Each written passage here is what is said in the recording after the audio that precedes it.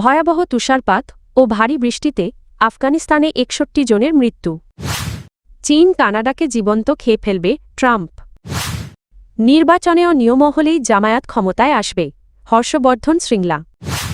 বড় চুক্তির পথে ভারত ও ইইউ। ইরানে হামলার সুযোগ খুঁজছে ইসরায়েল, সতর্ক করল তুরস্ক।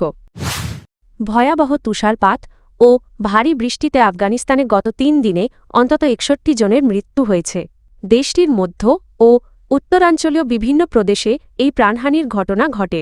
শনিবার ২৪শে জানুয়ারি আফগানিস্তানের জাতীয় দুর্যোগ ব্যবস্থাপনা কর্তৃপক্ষ ANDA তথ্য জানিয়েছে। সামাজিক যোগাযোগ মাধ্যম এক্সে প্রকাশিত এক বিবৃতিতে ANDMA জানায়, প্রাথমিক হিসাবে এই দুর্যোগে আরও ১১০ জন আহত হয়েছেন এবং ৪৫৮টি বাড়ি আংশিক বা সম্পূর্ণভাবে ধ্বংস হয়েছে। এতে অন্তত ৩৬০টি পরিবার সরাসরি ক্ষতিগ্রস্ত হয়েছে। ANDMের এক মুখপাত্র ভিডিও বার্তায় বলেন, তুষারপাতের কারণে বহু সড়ক বিপজ্জনক হয়ে উঠেছে। জরুরি প্রয়োজন ছাড়া তুষারের ঢাকা রাস্তায় চলাচল না করার জন্য জনগণকে অনুরোধ জানানো হচ্ছে।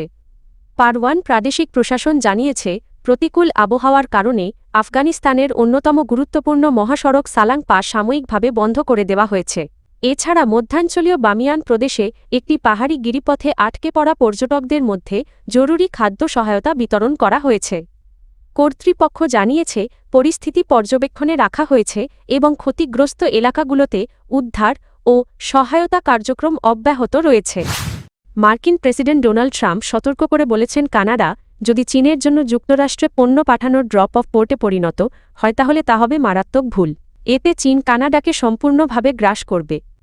শুক্রবার ২৩শে জানুয়ারি সামাজিক যোগাযোগ মাধ্যম ট্রুথ সোশ্যালে দেওয়া এক পোস্টে ট্রাম্প এসব কথা বলেন। পোস্টে তিনি লেখেন, এমন পরিস্থিতিতে কানাডার ব্যবসা, সামাজিক কাঠামো ও সাধারণ জীবনযাত্রা মারাত্মকভাবে ক্ষতিগ্রস্ত হবে।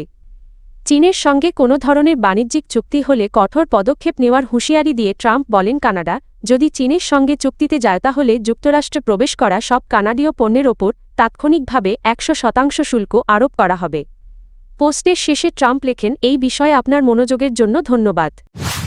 বাংলাদেশে আসন্ন জাতীয় নির্বাচনে অনিয়ম না হলে জামায়াতে ইসলামী কখনোই ক্ষমতায় আসতে পারবে না, এমন মন্তব্য করেছেন ঢাকায় ভারতের সাবেক হাইকমিশনার ও বর্তমান রাজ্যসভার সদস্য হর্ষবর্ধন শ্রীংলা। শুক্রবার ২৩শে জানুয়ারি পশ্চিমবঙ্গের দার্জিলিংয়ে সাংবাদিকদের এক প্রশ্নের জবাবে তিনি বলেন, নির্বাচনে যদি অনিয়ম ও কারচুপি হয় কেবল তখনই জামায়াত ক্ষমতায় আসতে পারে।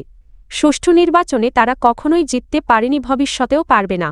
শ্রীংলা দাবি করেন, জামায়াতে ইসলামীর ভোটের হার সর্বোচ্চ ৫ থেকে ৭%, আবার অন্যান্য রাজনৈতিক শক্তির সহায়তায়।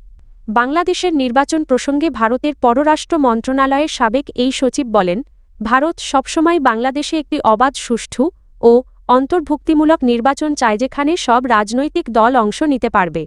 তবে বর্তমান পরিস্থিতিতে তেমন পরিবেশ আমি দেখছি না। নির্বাচন আদৌ হবে কি না সেটিও অনিশ্চিত। নিরাপত্তা নিয়েও উদ্বেগ রয়েছে। বাংলাদেশ থেকে ভারতে অনুপ্রবেশের অভিযোগ তুলে তিনি বলেন, বাংলাদেশ থেকে লোকজন পশ্চিমবঙ্গে আসছে এবং রাজনৈতিক স্বার্থে তাদের অনুমতি দেওয়া হচ্ছে। এই অনুপ্রবেশ একটি সমস্যা এবং এই চর্চা বন্ধ হওয়া উচিত। আমরা চাই পশ্চিমবঙ্গ উন্নয়নের পথে এগিয়ে যাক। আগামী সোমবার ২৬শে জানুয়ারি ভারতের প্রজাতন্ত্র দিবসের অনুষ্ঠানে প্রধান অতিথি হিসেবে যোগ দিচ্ছেন ইউরোপীয় কাউন্সিলের president Antonio Luis Santos da Costa এবং ইউরোপীয় কমিশনের president Ursula von der Leyen. রাষ্ট্রীয় ভোজসভা ও আনুষ্ঠানিক কুচকাওয়াজের পাশাপাশি এই সফরের মূল লক্ষ্য ভারতের সঙ্গে ইউরোপীয় ইউনিয়নের দীর্ঘদিনের অমীমাংসিত মুক্ত বাণিজ্য চুক্তিকে চূড়ান্ত রূপ দেওয়া। ডোনাল্ড ট্রাম্পের নেতৃত্বাধীন মার্কিন প্রশাসন যখন ইউরোপীয় মিত্রদের ওপর শুল্ক যুদ্ধের হুমকি দিচ্ছে এবং ভারতের পণ্যের ওপর ৫০% শুল্ক আরোপে অনড় অবস্থান নিয়েছে, ঠিক সেই সময় দিল্লি ও ব্রাসেলস ২ দশক ধরে চলা বাণিজ্য আলোচনা শেষ করার পথে এগোচ্ছে। কূটনৈতিক বিশ্লেষকদের মতে প্রজাতন্ত্র দিবসে ইউরোপীয় শীর্ষ নেতাদের আমন্ত্রণ জানানো ভারতের পক্ষ থেকে একটি শক্তিশালী কৌশলগত বার্তা। এর মাধ্যমে ভারত দেখাতে চাচ্ছে যে তারা বৈদেশিক নীতিতে ভারসাম্য ও বৈচিত্র্য বজায় রাখছে এবং ওয়াশিংটনের অনিশ্চিত নীতির ওপর নির্ভরশীল নয়। লন্ডন ভিত্তিক থিঙ্ক ট্যাঙ্ক চ্যাথাম হাউসের বিশেষজ্ঞ চিটিজি বাজপেয়ী বিবিসিকে বলেন এই পদক্ষেপ প্রমাণ করে যে ট্রাম্প প্রশাসনের চাপ সত্ত্বেও ভারত বিশ্বমঞ্চে নিজেদের কৌশলগত অবস্থান সুদৃঢ় রাখতে সক্ষম। ইউরোপীয় কমিশনের president Ursula von der Leyen এবং ভারতের বাণিজ্যমন্ত্রী পীয়ূষ গোয়াল সম্ভাব্য এই চুক্তিকে মাদার অব অল ডিল অর্থাৎ সব চুক্তির সেরা হিসেবে অভিহিত করেছেন। তুরস্কের পররাষ্ট্রমন্ত্রী হাকান ফিদান হুঁশিয়ারি দিয়ে বলেছেন, মধ্যপ্রাচ্যের চিরশত্রু ইরানকে আক্রমণ করার জন্য ইসরায়েল বর্তমানে একটি সুযোগ খুঁজছে। এমন কোনো পদক্ষেপ গোটা অঞ্চলকে আরও ভয়াবহ অস্থিতিশীলতার দিকে ঠেলে দিতে পারে বলে সতর্ক করেন তিনি। শুক্রবার ২৩ জানুয়ারি তুর্কি সংবাদ মাধ্যম দেওয়া এক সাক্ষাৎকারে ফিদান জানান সাম্প্রতিক তেহরান সফরে তিনি ব্যক্তিগতভাবে ইরানের শীর্ষ নেতৃত্বকে সম্ভাব্য ইসরায়েলি হামলার ঝুঁকি সম্পর্কে সতর্ক করেছেন। তিনি বলেন, আমি আশা করি তারা ভিন্ন কোনো পথ বেছে নেবে, তবে বাস্তবতা হল ইসরায়েল বিশেষভাবে ইরানের ওপর আঘাত হানার অপেক্ষায় রয়েছে। একজন প্রকৃত বন্ধু হিসেবেই তিনি তেহরানকে এই তিক্ত সত্য জানিয়ে দিয়েছেন বলে উল্লেখ করেন ফিদান। তুরস্কের পররাষ্ট্রমন্ত্রীর এই মন্তব্য এমন এক সময়ে এলো যখন যুক্তরাষ্ট্র ও ইরানের মধ্যেও উত্তেজনা তীব্র আকার ধারণ করেছে। বৃহস্পতিবার ২২ জানুয়ারি মার্কিন প্রেসিডেন্ট ডোনাল্ড ট্রাম্প ইরানের দিকে একটি বিশাল নৌবহর বা আর্মাডা পাঠানোর ঘোষণা দেন।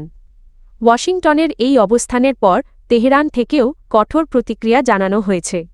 বিশ্লেষকদের মতে ইসরায়েল যুক্তরাষ্ট্র ও ইরানকে ঘিরে ক্রমবর্ধমান এই উত্তেজনা মধ্যপ্রাচ্যের নিরাপত্তা পরিস্থিতিকে আরও অনিশ্চিত করে তুলছে।